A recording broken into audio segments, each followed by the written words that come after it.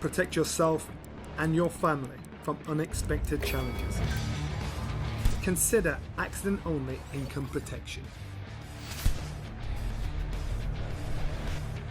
Click the link in the description to find out more. Boxing King Media in association with SaveMoreMoney.com. Jordan Gill, you're back. I don't even know how long has it been since you've been. Has it been about a year now? Yeah, about a year, 14 months maybe. How's that time been away for you? Obviously, I know you wouldn't have been training the whole time. What have you been up to in that time leading up to this fight getting offered to you? Drinking, smoking, partying, just the usual stuff. Yeah, it's just been a mad year, been busy and had a lot going on, so glad to be back fighting. Good man.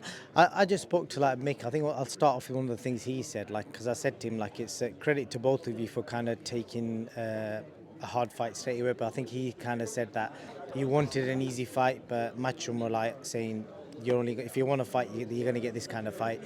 Is it, or just get your version of events on that? Yeah, I mean, the plan from my previous manager, Dave Colwell, the plan was to come back with an 8-rounder, and whether it was an 8-rounder or a 10-round or a 12-round title fight, I wasn't bothered. So, it's not from me. Obviously, he had my best interest at heart and wanted to rebuild me, but Matchroom have other ideas. They just want the big fights, and I want the big fights as well, and that's why I'm here, and that's why I didn't hesitate to accept it.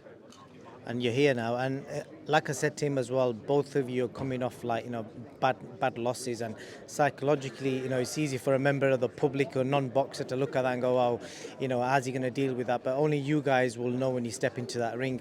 What do you feel about that? I know you've highlighted, his knockout as well. What do you feel about that? I mean, I haven't really given it a second thought on my behalf. It was that long ago. I know what I did wrong in the fight. I know. Moving up to super featherweight is going to be a big benefit for me, and looking back, I probably should have moved up maybe 2 to 3 years ago. So I'm just looking forward to showing what I've got and putting performance on.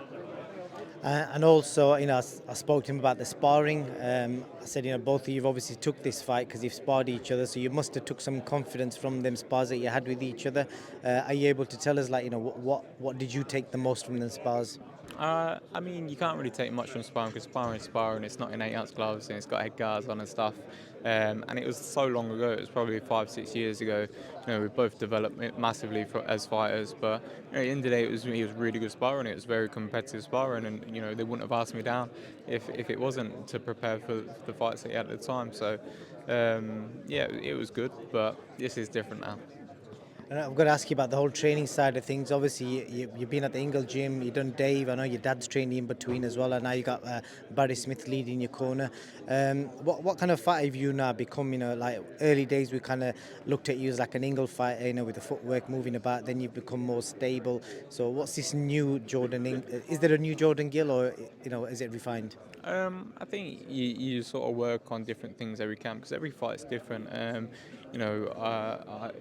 I think you'll see a more well-rounded me. I don't think I've changed too much, but I'm looking forward to showing the change that I've made and taking bits from every coach that I work with and putting it into the final product. And I don't think we're even at the final product yet. I still think there's plenty of improving left that we can do. So looking forward to continuing the work that I'm doing and building it. The last question I've got for you, obviously you're part of a camp that's got a win against MICK. Common sense tells me you guys is going to go in and employ the same tactics, because obviously you're an orthodox fighter. You and Lee Wood have got same sort of upbringing, boxing wise, with the Gill history, etc. Yeah, I mean we have, but at the same time we were stylistically very two different fighters. So I don't think his game plan would probably work for me. So but we'll have to tweak it a bit, and we don't really know how Mick's going to come out on the night. So we'll have to adapt. I think we're both going to have to adapt in this fight and may the best man win. Yeah, I was going to leave it on that. Jordan, may the best man win. I know I've known both of you for quite a long time, so I just hope it's a good fight and both of you come out safely. It will be a good fight. Have you ever been stranded on the side of a motorway with a broken down car? Like me, is that something that worries you?